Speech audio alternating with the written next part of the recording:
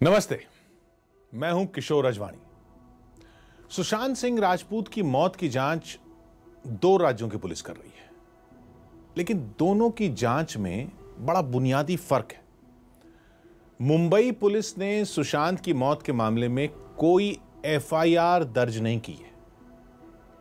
वो इसे unnatural death यानी अप्राकृतिक मौत मानकर लोगों के बयान ले रही है, ताकि सुशांत की आत्महत्या के पीछे किसी साजिश का पता लगाया जा सके। जबकि बिहार पुलिस सुशांत को बंधक बनाकर रखने, उनके पैसे हड़पने और आत्महत्या के लिए उकसाने के आरोप की जांच कर रही है। इसके लिए बिहार पुलिस के पास सुशांत के पिता की तहरीर है, जिसके आधार पर बाकायदा एफआईआर दर्ज हुई है, जिसमें रिया चक्रवर्ती, उनके माता पिता, भाई और दो सहयोगियों को नामजद किया जा चुका है। इस केस की जांच के लिए बिहार पुलिस को सबूत चाहिए, और फिलहाल बिहार पुलिस के पास तो सुशांत की पोस्टमार्टम रिपोर्ट तक नहीं है। आत्महत्या हो या फिर हत्या, पोस्टमार्टम रिपोर्ट के बिना जांच आगे बढ़ ही नहीं सकती। यह बात बिहार पुलिस को पता है। खबर है कि बिहार पुलिस की टीम मुंबई के कूपर अस्पताल गई थी, जहां 5 डॉक्टरों के पैनल ने सुशांत के शव का पोस्टमार्टम किया था। अस्पताल के डॉक्टरों ने बिहार पुलिस को पोस्टमार्टम रिपोर्ट देने से मना कर दिया, क्योंकि अस्पताल प्रशासन की नजर में यह मुंबई पुलिस का केस है और मुंबई पुलिस के आदेश के बिना पोस्टमार्टम रिपोर्ट किसी को नहीं दी जा सकती। वैसे अंदरूनी तौर पर यह बताया जा रहा है कि बिहार पुलिस की टीम ने पोस्टमार्टम रिपोर्ट देखी है, जिसके बाद पोस्टमार्टम रिपोर्ट पर भी सवाल उठने लगे हैं। सूत्रों का कहना है कि सुशांत की पोस्टमार्टम रिपोर्ट की जो झलक बिहार पुलिस ने देखी, उसमें मूल जानकारियां तक नहीं है।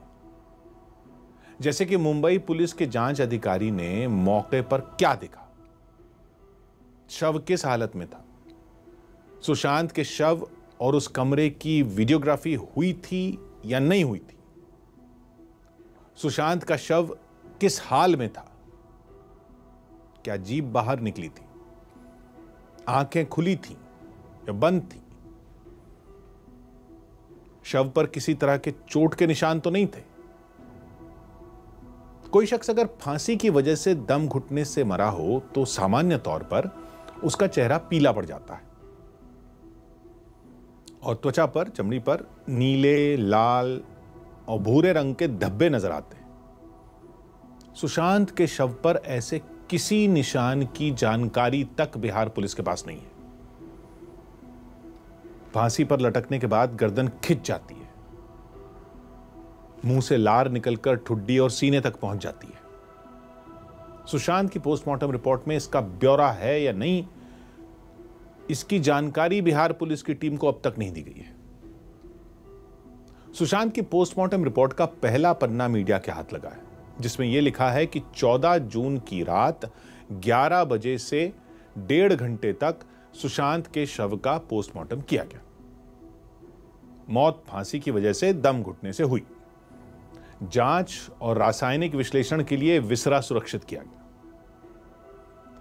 विसरा जांच से यह पता लगाया जाता है कि मरने वाले के शरीर में कोई जहर, कोई केमिकल या ऐसी कुछ संदिग्ध चीज तो नहीं थी। पोस्टमार्टम से भी ज्यादा महत्वपूर्ण विसरा रिपोर्ट ही होती है। तो सूत्र बता रहे हैं कि सुशांत की विसरा रिपोर्ट भी मुंबई पुलिस को मिल चुकी है, लेकिन मुंबई पुलिस ने उसके बारे में चुप्पी साध रखी है।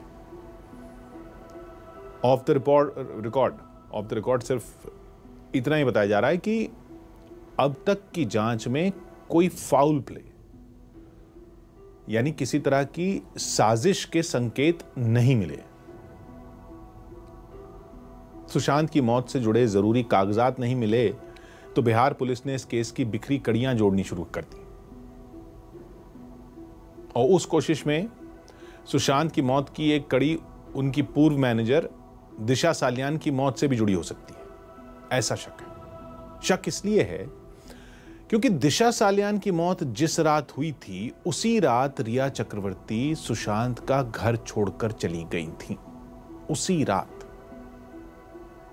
बताते हैं कि दिशा की मौत से सुशांत बेचैन थे, घबराए हुए भी थे, और वो लगातार इंटरनेट पर दिशा के बारे में चल रही खबरें सर्च कर रहे थे।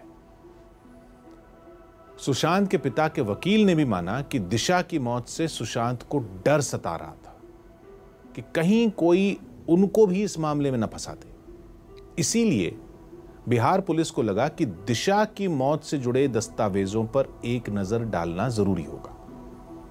मुंबई में मौजूद बिहार पुलिस की टीम ने दिशा सालियान की मौत की जांच कर रहे पुलिस अफसरों से संपर्क साधा। पहले तो दिशा सालियान मामले की जांच कर रहे पुलिस अफसर का रवैया मददगार जैसा था, लेकिन सूत्रों का कहना है कि अचानक उस पुलिस अफसर के मोबाइल फोन पर एक घंटी बजी। फोन न जाने किसका था।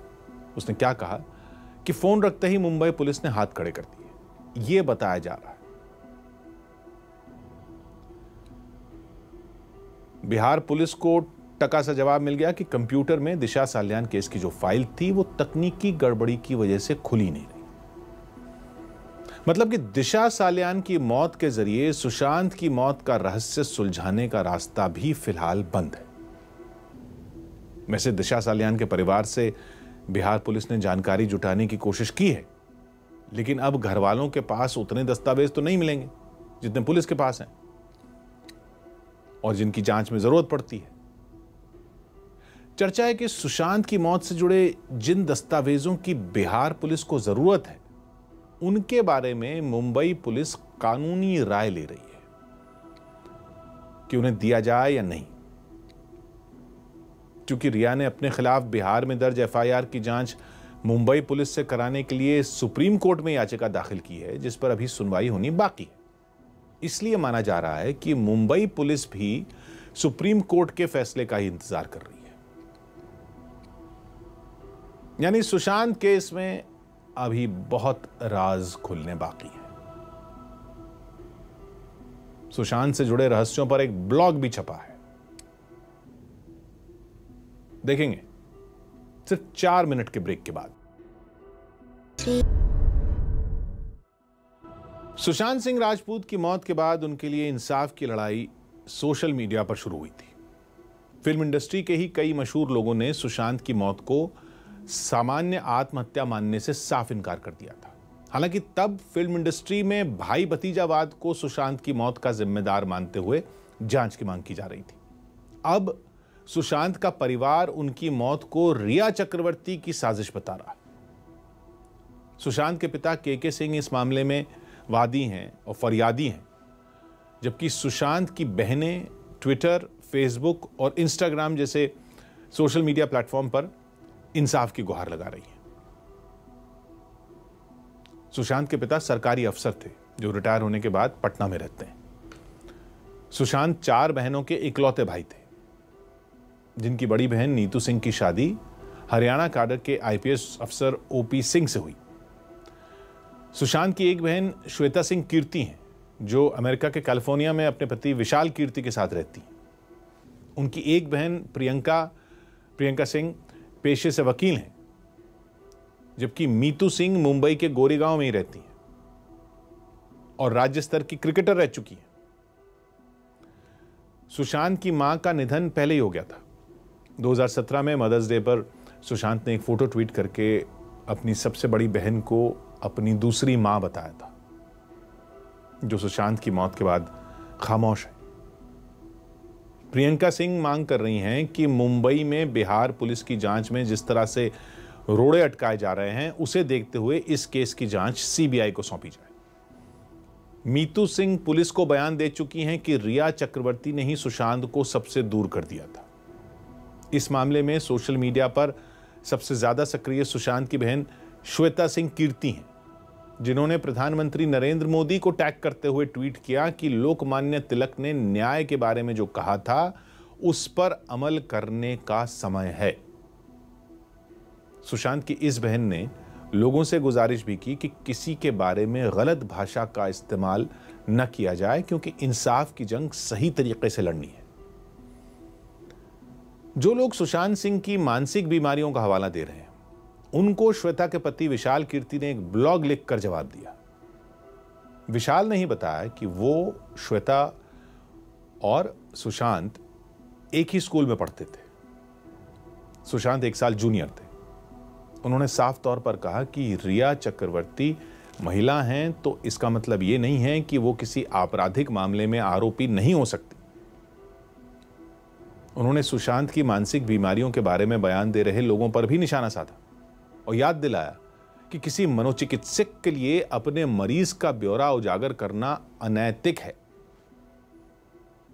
विशाल ने यह इशारा भी कर दिया कि बयानबाजी करने वाली मनोचिकित्सक के खिलाफ सुशांत का परिवार कानूनी कार्रवाई भी कर सकता है। हालांकि यह फैसला उन्होंने अपने ससुर यानी सुशांत के पिता पर छोड़ दिया, क्योंकि ब्लॉग की शुरुआत में ही विशाल कीर्ति ने साफ कर दिया था कि वो जो कुछ लिख रहे हैं वो सुशांत के पिता की तरफ से नहीं लिख रहे। ये उनकी अपनी व्यक्तिगत सोच है। उन्होंने यह भी आरोप लगाया कि जो मनोचिकित्सक सुशांत के इलाज पर बयान दे रही हैं, उन्होंने खुद माना है कि सुशांत का इलाज कराने रिया आई थी, सुशांत खुद नहीं आए थे। विशाल के मुताबिक वो सुशांत को 23 साल से जानते थे। 2006 में वो अमेरिका चले गए।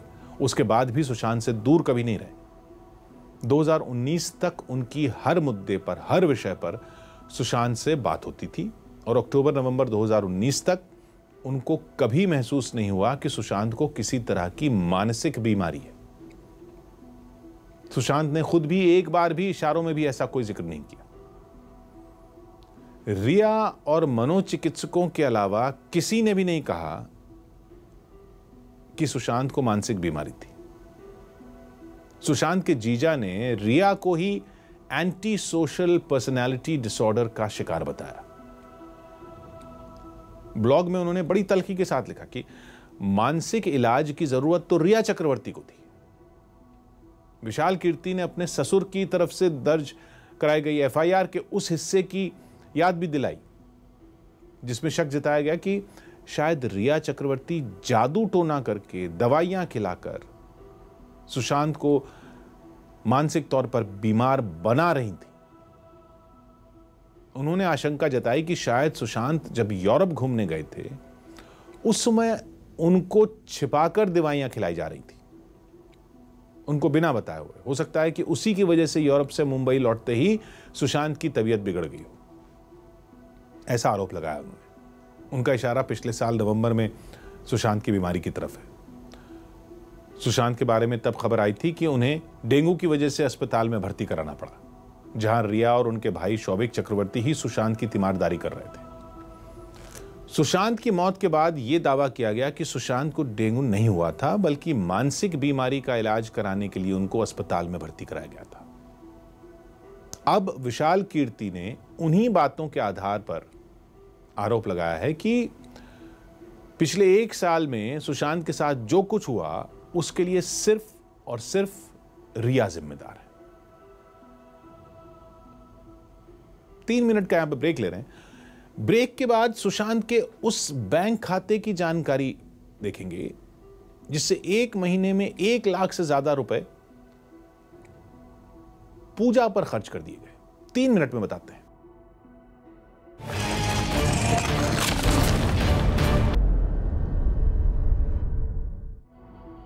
सुशांत सिंह राजपूत की मौत का सच रहस्य के त्रिकोण में उलझा है। 3 तरह की बातें चल रही हैं जिनकी जांच मुंबई पुलिस अपने हिसाब से कर रही है और बिहार पुलिस अपने नजरिए से कर रही है। सुशांत की मौत की जांच इस आधार पर शुरू हुई कि यह मानसिक तनाव में की गई दुखद आत्महत्या थी।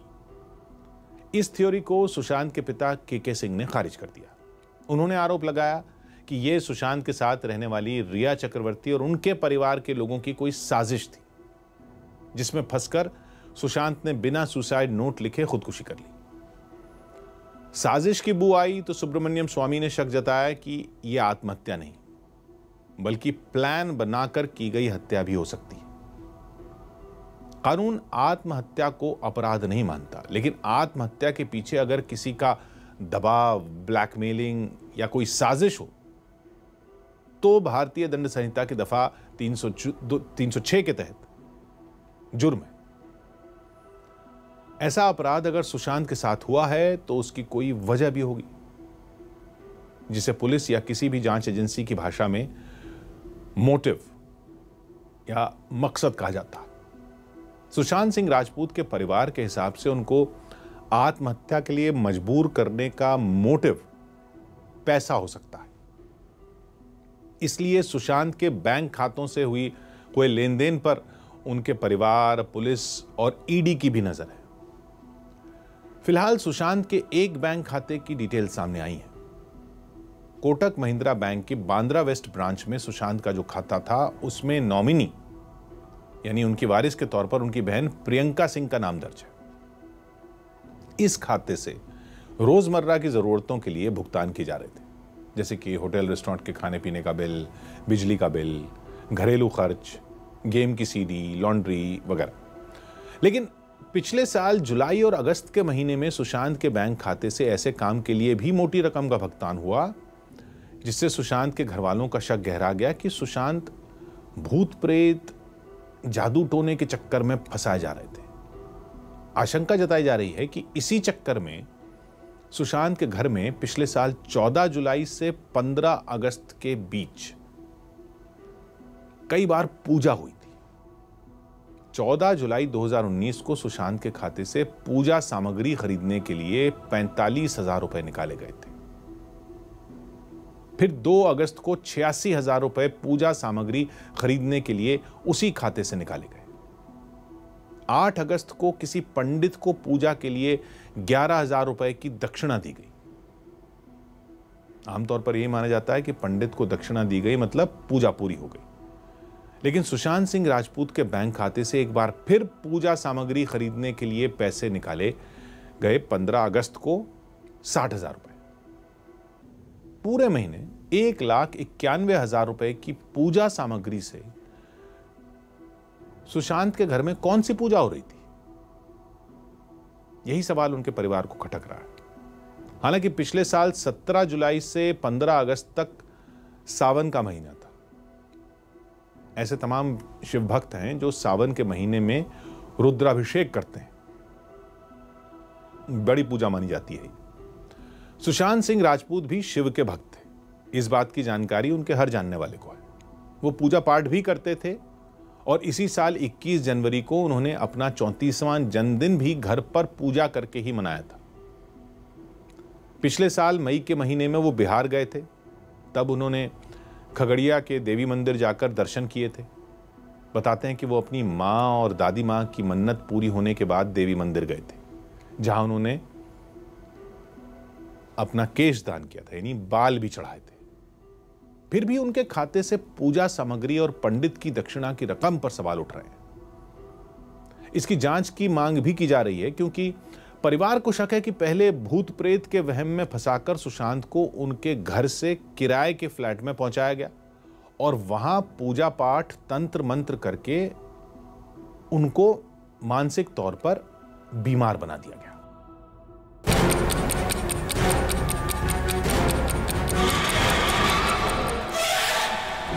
जादू के बात है, जादू करा के वो अंदर से मतलब चुपचाप खिला सकते हैं।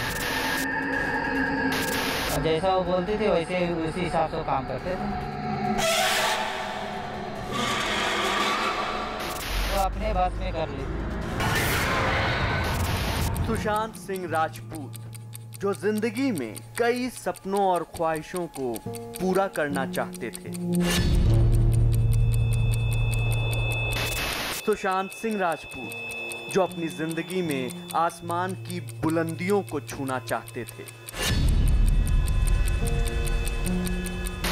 सुशांत सिंह राजपूत जो एस्ट्रोनॉमी में यकीन रखते थे। सुशांत सिंह राजपूत जो आकाश गंगा के रहस्यों को करीब से देखना चाहते थे।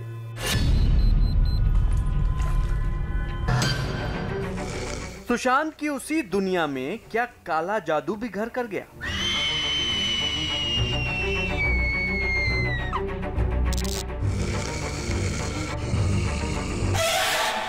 क्या सुशांत की मौत में तंत्र मंत्र षड्यंत्र की वो कहानियां भी शामिल हैं जिन पर अक्सर यकीन करना मुश्किल होता है? लेकिन जैसे जैसे जांच आगे बढ़ रही है, वैसे वैसे सुशांत की जिंदगी पर काले जादू की वो परछाई भी नजर आने लगी है, जिसका जिक्र सुशांत की मौत के बाद से लगातार हो रहा है। सुशांत की जिंदगी से जुड़ी फाइलों को जैसे जैसे टटोला जा रहा है, वैसे वैसे हैरान कर देने वाली कहानियां लोगों के सामने आ रही हैं। अब सुशांत सिंह राजपूत के एक बैंक अकाउंट की डिटेल सामने आई है, जिसमें कुछ बेहद चौंकाने वाले ट्रांजैक्शन किए गए हैं। अकाउंट के मुताबिक साल 2019 के जुलाई और अगस्त में पूजा सामग्री के नाम पे सुशांत के अकाउंट से ट्रांजैक्शन किए गए।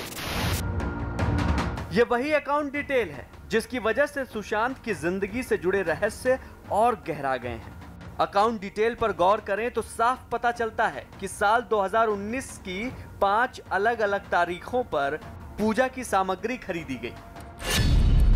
सबसे पहले 14 जुलाई 2019 को 45,000 रुपए निकाले गए। उसके 8 दिन बाद 22 जुलाई को 55,000 और 36,000 रुपए निकाले गए। 2 अगस्त को पूजा सामग्री के नाम पर 86,000 रुपए निकाले गए। 8 अगस्त 2019 को 11,000 रुपए का ट्रांजैक्शन किया गया और 15 अगस्त 2019 को आखिरी बार 60,000 रुपए निकाले गए।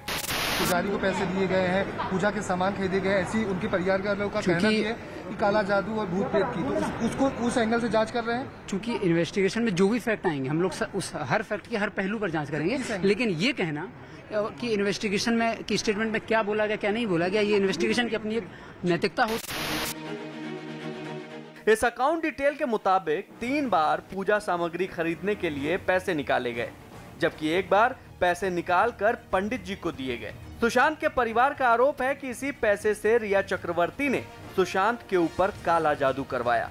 इतना ही नहीं, सुशांत के खाते की ये डिटेल आने से ठीक पहले न्यूज़ 18 इंडिया ने सुशांत और रिया चक्रवर्ती की जिंदगी से जुड़े एक ऐसे राजदार को खोज निकाला, जिसके बयान ने सुशांत केस की फाइल में काले जादू की कहानी को और गहरा कर दिया। मैं ये जानना चाहता हूँ कि रिया का सच क्या है, क्योंकि ये बात उभर कर सामने आ रही है कि वो जादू टोना टोटका ये सारी चीज़ें घर में होती थी, तांत्रिक आता था, क्या था वो ज़रा सा कहानी बताएं। ये तांत्रिक जो है घर में ऐसा ओपन तो हम लोग देखे नहीं है। हाँ, ये है जो जादू के बात है, जादू करा के वो अंदर से मतलब उस चुपचाप खिला सकते हैं। खिला सकते हैं या खिलाते हैं। सुशांत सिंह राजपूत और रिया चक्रवर्ती की जिंदगी को बेहद करीब से देखने वाले इस शख्स के मुताबिक रिया चक्रवर्ती सुशांत सिंह राजपूत को चाय या कॉफी में कुछ ऐसा मिलाकर दे रही थी, जिसकी वजह से सुशांत सिंह राजपूत वही करते थे जो रिया कहा करती थी। चाय में, कॉफी में, कॉफी में, खाने में, ये सब में ये क्या होता था वो आप खुल कर बताएं ना। जैसे उनके मानसिकता पे असर पड़ता है, उनके मतलब उनका दिमाग रिया पे हमेशा रहे और रिया जैसे बोले वैसे वो काम करे, तो उनके इशारों पे नाचना है रिया, वो अपने बस में कर लेती। इतना ही नहीं, इस शख्स ने न्यूज़ 18 इंडिया को यह भी बताया कि किस तरह से सुशांत की जिंदगी में रिया चक्रवर्ती की एंट्री ने उन्हें बहुत हद तक बदल कर रख दिया था। सुशांत वैसे नहीं रहे थे जैसे पहले हुआ करते थे। सुशांत इस कदर रिया के वश में हो चुके थे कि वो खुद को ही भूल गए थे। जैसा वो बोले वैसे वो करें, और जो पहले जैसा काम करते थे वैसा सर उनका काम हम सब जो बंद कम कर दिए। अब जैसा वो बोलती थी वैसे उसी हिसाब से वो काम करते थे। ये मैं मानता हूँ जादू टोना टक्का करते हैं और खिलाते भी हैं और अपने बस में कर लिया। था। अच्छा एक चीज बताएं, ये इसलिए मानसिकता पे उनको असर पड़ता है। उनके मानसिकता पे इसका असर पड़ा था। मतलब चाय कॉफी और हाँ। खाने में मिला के उनको दिया जाता था। हाँ, किस तरह से? मतलब ये चाय कॉफी तो जैसे सर्वेंट लेके आता है ना? सर्वेंट लाता है तो सर्वेंट रख देता है ना। हाँ। रख देता है, वो बाहर आ जाता है सर्वेंट। हाँ। उसके बाद रिया इसमें मिलाती थी। हाँ, रिया में था और एक कर देती है। इस दौरान इस शख्स ने हमें एक बेहद चौंकाने वाली बात बताई। ये बात उस वक्त की है जब कथित तौर पर सुशांत का किसी मनोचिकित्सक के पास इलाज चल रहा था। इस दौरान सुशांत के मेडिकल ट्रीटमेंट की पूरी फाइल रिया ही संभालती थी। इतना ही नहीं, वही डॉक्टर से अकेले मिलने भी जाती थी और वही सुशांत को अपने हाथों से सारी दवाइयां देती थी। कहा जा रहा है कि रिया जो है वो उन्हें डॉक्टर के पास, साइकेट्रिस्ट के पास लेकर जाती थी। ये कितनी कहानी सही है? वो लेके नहीं जाते थे, कभी कभी खुद जाते थे डॉक्टर पास। हाँ। अकेले जाते थे। मतलब सुशांत सिंह की फाइल कोई और डॉक्टर के पास लेके जाया जाता था? खुद जाती थी वो। डॉक्टर के पास सुशांत जाते थे क्या? मतलब जब जरूरत पड़ता तभी जाते थे, नहीं तो ऐसे वो खुद जाती थी। दवा ववा कुछ भी है तो दिखा के लेके आते थे। अच्छा, मतलब सुशांत की फाइल वो लेके जाती थी और दिखा के लाती थी। हाँ। और ज्यादातर वो जो है दवाएं कौन देता था सुशांत को? रिया देती थी। रिया देती थी। दावा तो ये भी किया जा रहा है कि रिया चक्रवर्ती ने सुशांत के दिमाग पर पूरी तरह से कंट्रोल कर लिया था। सुशांत इस कदर लाचार हो चुके थे कि वो रिया की मर्जी के बगैर कुछ नहीं कर पाते थे। जब भी दिमाग को प्रभाव पड़ता है, जब भी ऐसा कर दिया जाता है कि जो सारी बातें उनको ही सुनना है, यानी टोना टोटका क्या? हाँ, वो करने के बाद कितना भी वो उनका दिमाग अपने मर्जी से नहीं चल पाता। वो जैसा वो बोलेंगे रिया वैसे करते हैं। इसके अलावा इस शख्स से हमें यह भी पता चला कि जिस दौर में सुशांत बीमार हुआ करते थे, उस दौर में भी सुशांत के घर की ऊपरी मंजिल पर रिया अपने परिवार और दोस्तों के साथ पार्टी किया करती थी। पहले होता था रिया का दोस्त, रिया का भाई, ऐसे लोग आते थे। लेकिन बीच में अभी मैंने मतलब नहीं, पहले होता था, मैं जितना जानता हूँ। और उसमें सुशांत बीमार रहते थे तो उस दौरान ये पार्टी होती थी। सुशांत रहते थे क्या? तो सर तो रहते थे घर पे जब पार्टी होता था। तय करती थी कि किससे बात करना है। हाँ। अभी रिया सामने आई है, रिया कह रही है कि ऐसा कुछ नहीं था, मैं बहुत सुशांत को चाहती थी, ये सारी चीजें। नहीं, ये सब झूठ है। शादी करना तो चाहते थे दोनों लोग? नहीं, वो चाहते थे सर। हाँ। लेकिन ये नहीं चाहते थे। रिया नहीं चाहती थी। क्यों? जाहिर है सुशांत की मौत के 1.5 महीने बाद जिस तरह की बातें लगातार सामने आ रही हैं, वो ये जरूर साबित करती हैं कि दाल में जरूर कुछ काला है। सुशांत सिंह राजपूत का परिवार उनकी मौत के लिए रिया चक्रवर्ती को जिम्मेदार मान रहा है। यह आरोप तो अब एफआईआर का हिस्सा भी है कि रिया ने सुशांत पर पहरा बिठा दिया था कि वो अपने पिता, अपनी बहनों तक से खुलकर बात न करें। बिहार पुलिस की जांच से भी पता चला है कि सुशांत ने अपना मोबाइल फोन बहुत पहले बंद कर दिया था। वो जिन 2 फोन नंबरों का इस्तेमाल कर रहे थे, उनमें एक भी उनके नाम पर नहीं था। एक फोन सैमुअल मिरांडा के नाम पर था, जिसे रिया चक्रवर्ती ने अपने और सुशांत के निजी काम के लिए नौकरी पर रखा था। सैमुअल मिरांडा का नाम भी सुशांत के पिता की तरफ से दर्ज कराई गई एफआईआर में है। सुशांत के पास जो दूसरा सिम कार्ड था, वो उनके दोस्त और क्रिएटिव मैनेजर सिद्धार्थ पिठानी के नाम पर लिया गया था। सिद्धार्थ पिठानी वही हैं जिन्होंने आरोप लगाया कि सुशांत के परिवार वाले, खासकर उनके जीजा और हरियाणा पुलिस के बड़े अफसर ओपी सिंह ने रिया के खिलाफ बयान देने के लिए दबाव डाला था। सिद्धार्थ पिठानी ने इस बारे में मुंबई पुलिस को जो ईमेल भेजा, वो रिया के पास कैसे पहुंचा, इस पर भी सुशांत के पिता के वकील ने हैरानी जताई है। रिया सिर्फ सुशांत के घर वालों की नजर में ही संदिग्ध नहीं है। सुशांत के पुराने नौकर, उनके बॉडीगार्ड और सुशांत के कई दोस्तों का आरोप भी यही है कि रिया उनको किसी से बात नहीं करने देती थी। रिया ने जब अपने ऊपर लगे आरोपों पर सफाई देने के लिए वीडियो जारी किया था, उसके फौरन बाद रिया के साथ फिल्म जलेबी में काम कर चुकी अभिनेत्री काजोल त्यागी ने दावा किया कि रिया सिर्फ नेगेटिविटी, नकारात्मकता फैलाती है। उन्होंने रिया की बॉडी लैंग्वेज पर भी सवाल उठाए थे।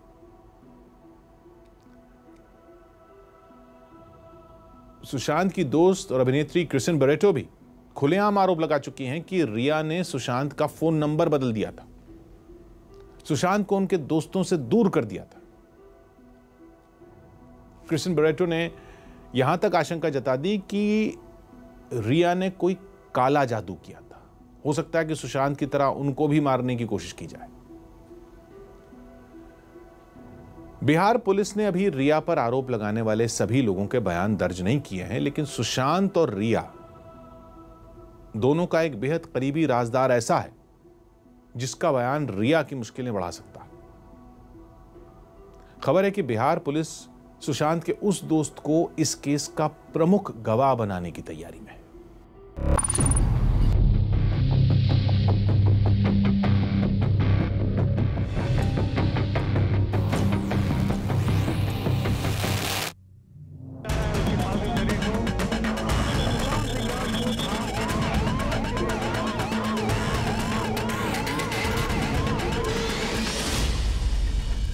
सुशांत सिंह के करीबी दोस्त बनेंगे सरकारी गवाह।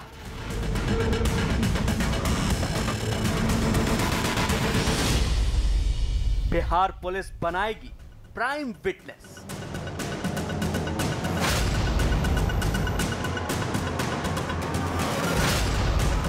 सुशांत के करीबी दोस्त रिया के खिलाफ प्रमुख गवाह।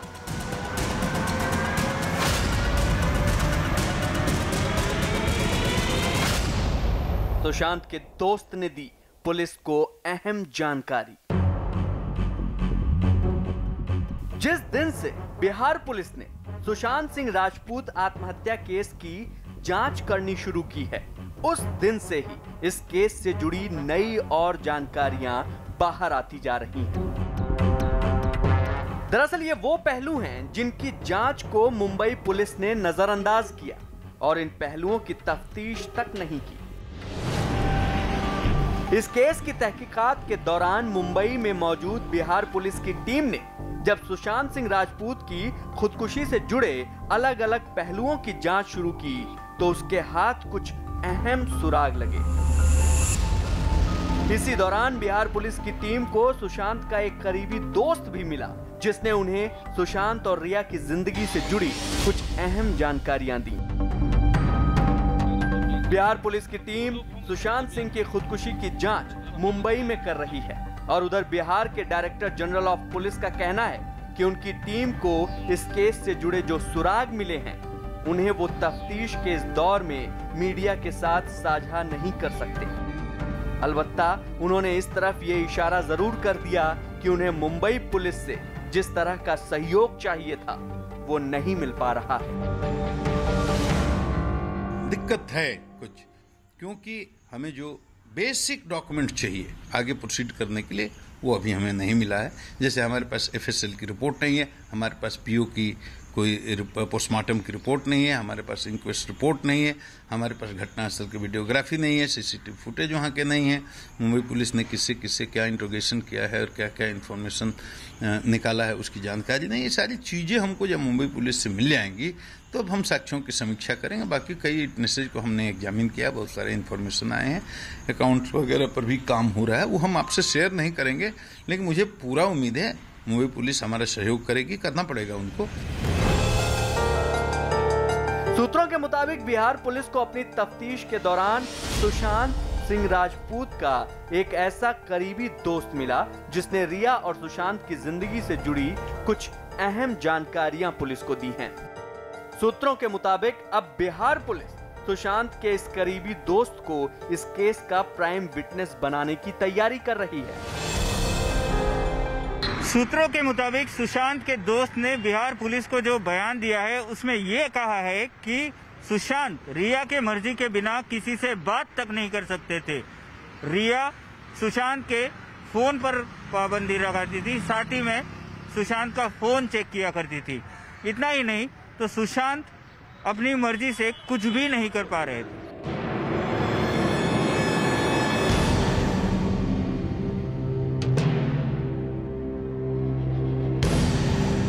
सुशांत सिंह राजपूत के करीबी दोस्त के बिहार पुलिस को दिए बयान के मुताबिक सुशांत सिंह नहीं चाहते थे कि उनकी टीम और स्टाफ बदला जाए, लेकिन रिया और उनकी मां ने सुशांत के पुराने स्टाफ को न सिर्फ बदला बल्कि उनकी जगह अपनी चुनी हुई टीम को सुशांत के आसपास तैनात कर दिया था।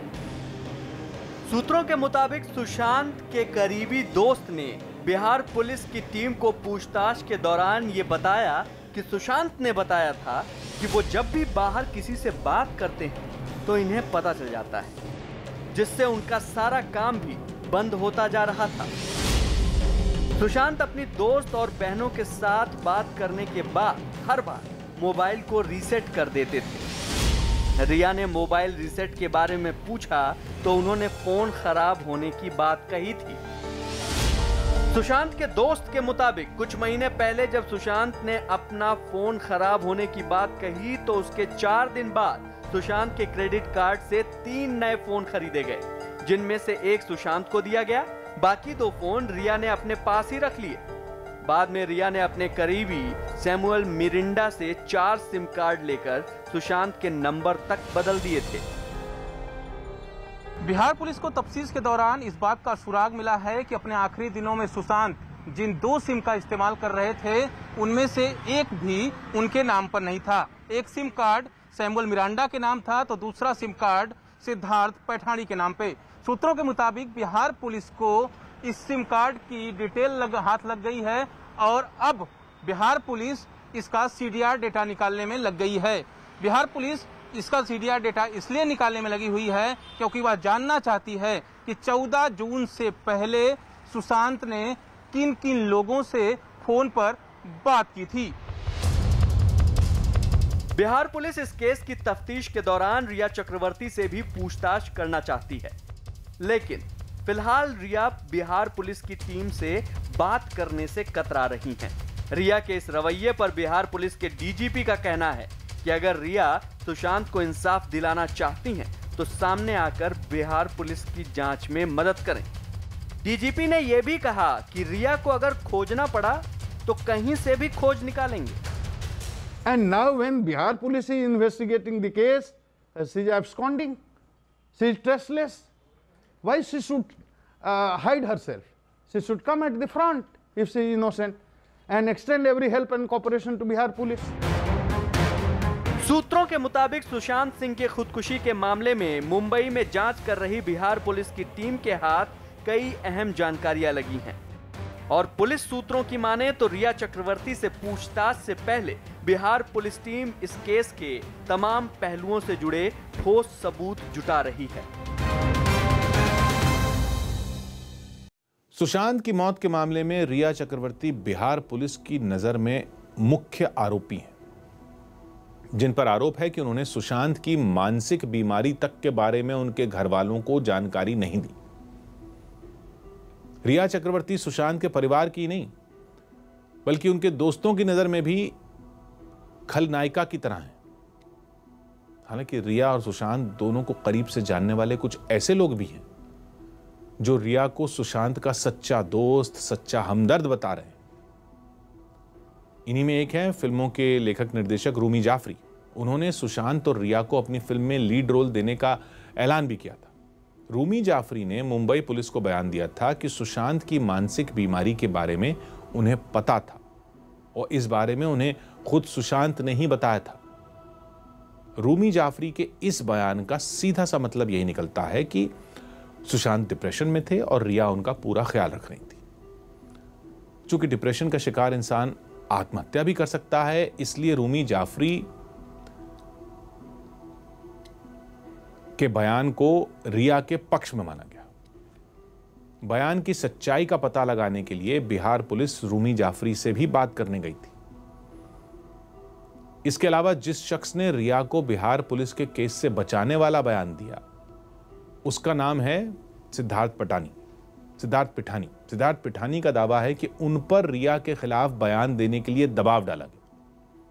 अगर यह दावा सही है तो फिर रिया के खिलाफ पटना में दर्ज एफआईआर और उसमें लगे आरोप कमजोर हो जाते हैं या कमजोर हो सकते हैं। इससे रिया के इस दावे को मजबूती मिल सकती है कि उनको फंसाने के लिए बिहार में एफआईआर दर्ज कराई गई और बिहार पुलिस से ही जांच कराई गई। हालांकि अब कुछ ऐसे सबूत, ऐसे गवाह सामने आए हैं जो सिद्धार्थ पिठानी को भी रिया के साथ ही कटघरे में खड़ा कर रहे हैं।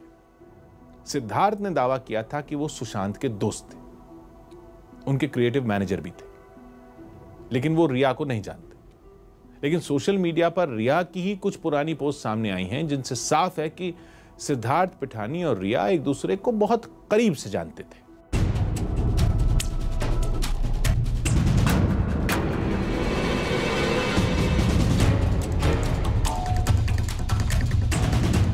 मुंबई पुलिस ने कहा कि सुशांत की आत्महत्या का केस एकदम सीधा और सपाट है, लेकिन जब से बिहार पुलिस ने अपनी जांच शुरू की है तब से आत्महत्या के इस केस में कई किरदार जुड़ गए हैं।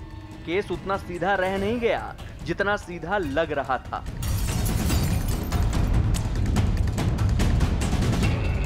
इस केस में सुशांत का परिवार रिया चक्रवर्ती को सुशांत की मौत का दोषी मान रहा है। आए दिन रिया चक्रवर्ती के बारे में नई नई जानकारियां सामने आ रही हैं।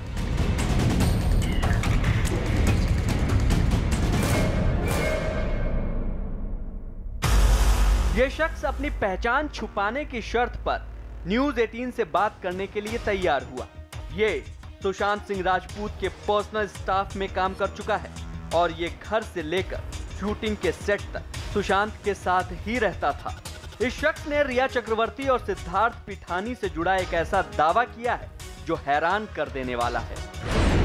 सिद्धार्थ पिठानी सुशांत सिंह राजपूत के दोस्त और क्रिएटिव मैनेजर रहे हैं। इन्हीं सिद्धार्थ पिठानी ने सुशांत पर आरोप लगाया था कि वो रिया के खिलाफ बयान देने के लिए उन पर दबाव बना रहे हैं। सिद्धार्थ ने यह भी कहा था कि वो रिया चक्रवर्ती को नहीं जानते हैं, लेकिन सुशांत के स्टाफ में काम करने वाले कर्मचारी का दावा है कि रिया और सिद्धार्थ के बीच कुछ संदिग्ध रिश्ता है। उसने दावा किया कि वो दोनों अकेले में मिलते रहते थे, जबकि सिद्धार्थ ने कहा था कि वो रिया को जानते तक नहीं है। जैसे मतलब उनके कुछ बीच में ऐसा लगता था बातचीत जब करते थे। अच्छा, मतलब कुछ मजाक, हंसी मजाक? हाँ, क्या ऐसा कुछ लगता था कि उन दोनों के बीच में कुछ है? हाँ, बातचीत करते थे। ये बात सुशांत के सामने होती थी या फिर कहीं अकेले में? घर में ऐसे होता था, ऐसा मतलब किसी को मतलब वैसे सब करते थे, वैसे कोई ध्यान नहीं दे पाता था। अच्छा, मतलब अकेले में मुलाकात दोनों की होती? लेकिन जब ये सब मैटर हो गया तभी हम लोग को देर देर समझ में आ गया कि सिद्धार्थ और रिया के बीच में कुछ है। सिद्धार्थ पिठानी ने 31 जुलाई को मुंबई पुलिस को रिया के पक्ष में और सुशांत के परिवार के खिलाफ एक ईमेल लिखा था। इसी दिन सिद्धार्थ ने दावा किया था कि वो आत्महत्या वाली रात से एक रात पहले सुशांत के साथ थे, लेकिन वो रिया को नहीं जानते। लेकिन रिया चक्रवर्ती की इंस्टाग्राम पोस्ट सिद्धार्थ पिठानी के इस दावे को खारिज कर रही है। इस वीडियो में रिया विंडो पर बैठी एक किताब पढ़ रही हैं और पोस्ट में लिखा है कि पढ़ाई का बहाना करते पकड़ी गई और नीचे लिखा है कॉट बाय सिद्धार्थ पिठानी। ये वीडियो इंस्टाग्राम पर 2 जून को पोस्ट किया गया है। वीडियो यह साबित करता है कि सिद्धार्थ पिठानी रिया को जानते ही नहीं थे, बल्कि उनसे मिलते भी थे। अब जरा इन तस्वीरों को देखिए। इन 2 तस्वीरों को इंस्टाग्राम पर 3 जून को पोस्ट किया गया और इन तस्वीरों में रिया ने कैमरा क्रेडिट दिया है सिद्धार्थ पिठानी को, यानी सिद्धार्थ रिया के साथ थे और उन्होंने रिया की तस्वीरें उतारी। ऐसा कुछ नहीं था, हमने तो ज्यादातर देखा था अगर रिया मैम कुछ काम रहता है, अगर कुछ अपनी फोटो शूट करानी हो, छोटी मोटी वीडियो बनानी हो, तो वो सिद्धार्थ जो है वो कैमरा मैन है, वो अच्छा कैमरा चलाते हैं, एडिटिंग वगैरह अच्छी करते हैं। तो उनको बोलते तो घर में शूटिंग वूटिंग होती रहती है, छोटी मोटी शूट होती रहती है, फोटोग्राफी होती रहती है, तो इसी वजह से तो वो थोड़ा बहुत करीब थे। ऐसे में सवाल ये कि जब सिद्धार्थ रिया चक्रवर्ती को जानते थे तो फिर उन्होंने झूठ क्यों कहा कि वो रिया को नहीं जानते। सवाल ये कि क्या सिद्धार्थ पिठानी रिया के दोस्त हैं और क्या सिद्धार्थ का सुशांत आत्महत्या केस से कोई लेना देना है। रहस्यों की उलझती हुई इस गुत्थी को बिहार पुलिस सुलझाने की कोशिश में लगी है। सुशांत के क्रिएटिव मैनेजर सिद्धार्थ पिठानी ने 31 जुलाई को एक ईमेल लिखकर कहा था, सुशांत का परिवार रिया के खिलाफ बयान देने के लिए उन पर दबाव डाल रहा है। सिद्धार्थ के मुताबिक 22 जुलाई को उनके पास सुशांत के परिवार से ओपी सिंह, मीतू सिंह और एक अनजान नंबर से कॉन्फ्रेंस कॉल आया। इस बातचीत में सिद्धार्थ से रिया और उनके खर्चों के बारे में पूछा गया। इसके बाद 27 जुलाई को एक और अनजान नंबर से ओपी सिंह का फोन आया। सिद्धार्थ के मुताबिक ओपी सिंह ने एक बार फिर रिया के खिलाफ बिहार पुलिस को बयान देने के लिए कहा। सिद्धार्थ पिठानी की माने तो उन्हें रिया और सुशांत के बारे में बहुत ज्यादा जानकारी नहीं है। ये लेटर आपने कब लिखा था और किसको लिखा था? मैंने ये रिकॉर्ड नांदा पुलिस को मैंने लिखा था क्योंकि I gotten a phone call from Sushant family and they have talked to me about some amount, some big money. Okay. And like 15 crore उन्होंने बोला था कि 15 करोड़ गायब करा है। और उन्होंने ये दावा करा है कि तुमको पता है ये बात। लेकिन I have no idea about the 15 crore because I have seen, I have lived with these guys. No, when Riya and Sushant lived together in the apartment, there was small expenses, but never those 15 crores. I have no idea about those 15 crores. If someone calls me and tell me that you give a statement regarding those 15 crores, you will be worried, no? Because you have no idea about those 15 crores, and people are telling you give a statement to Patna, the Bihar police. 15 crore की बात हुई थी, आपको किसने phone करके बोला था कि इसकी जानकारी आप बिहार फैमिली मेंबर्स ने। किसके? सुशांत के। उधर रिया चक्रवर्ती ने भी सुप्रीम कोर्ट में दी गई अपनी अर्जी में मुंबई पुलिस को भेजे गए सिद्धार्थ पिठानी के इसी ईमेल का जिक्र करते हुए कहा है कि जिस तरह सिद्धार्थ पर दबाव डाला जा रहा है, उसी तरह केस से जुड़े दूसरे लोगों पर भी दबाव डाला जा सकता है। लिहाजा बिहार पुलिस से केस मुंबई पुलिस को ट्रांसफर किया जाए। सुशांत की मौत के मामले में बिहार पुलिस रिया को मुख्य आरोपी मान रही है और जैसे जैसे जांच आगे बढ़ रही है, इस केस में हैरान करने वाले दावे सामने आ रहे हैं। नागरिकता कानून के विरोध में इस साल फरवरी में दिल्ली में जो दंगे हुए थे, उनकी साजिश की सनसनीखेज कहानी सामने आई है। दिल्ली पुलिस ने करावल नगर इलाके में हुई हिंसा, फायरिंग और आगजनी का मास्टरमाइंड ढूंढ निकालने का दावा किया है। नाम है ताहिर हुसैन, वही ताहिर हुसैन जो 2017 में आम आदमी पार्टी के टिकट पर पूर्वी दिल्ली नगर निगम में पार्षद चुना गया था। दिल्ली दंगों में ताहिर हुसैन का नाम इंटेलिजेंस ब्यूरो के कर्मचारी अंकित शर्मा की हत्या के बाद सामने आया था। शुरुआत में ताहिर हुसैन ने खुद को हिंसा का पीड़ित ही बताया था, लेकिन पुलिस ने उसे हत्या और हिंसा का आरोपी मानते हुए 4 मार्च को गिरफ्तार कर लिया था। अब दिल्ली पुलिस का दावा है कि ताहिर हुसैन ने कबूल लिया है कि धार्मिक उन्माद में अंधा होकर उसने पीएफआई यानी पॉपुलर फ्रंट ऑफ इंडिया के साथ मिलकर दिल्ली को दंगों की आग में झोंका था।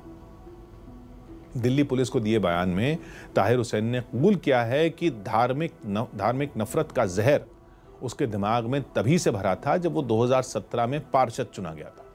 उसी के बाद वो पीएफआई से जुड़े खालिद सैफी के संपर्क में आया। खालिद सैफी ने ही ताहिर हुसैन को अपनी राजनीतिक ताकत और पैसे का इस्तेमाल धार्मिक फसाद के लिए करने को उकसाया था। पुलिस के सामने कबूलनामे में ताहिर हुसैन ने बताया कि जम्मू कश्मीर से आर्टिकल 370 हटाए जाने और अयोध्या में राम मंदिर के पक्ष में सुप्रीम कोर्ट का फैसला आने के बाद उसने तय कर लिया था कि अब खून खराबा करके बदला लेना है। इसका बहाना बना नागरिकता कानून। ताहिर हुसैन के मुताबिक 8 जून को पीएफआई वाले खालिद सैफी ने उसकी मुलाकात जेएनयू के पूर्व छात्र नेता उमर खालिद से कराई थी। शाहीन बाग के पास पीएफआई के दफ्तर में ही यह मुलाकात हुई थी, जहां सबने मरने मारने का इरादा जाहिर किया था। ताहिर हुसैन को आदमी और हथियार जुटाने की जिम्मेदारी सौंपी गई थी और पैसों का इंतजाम करने का जिम्मा पीएफआई ने उठाया।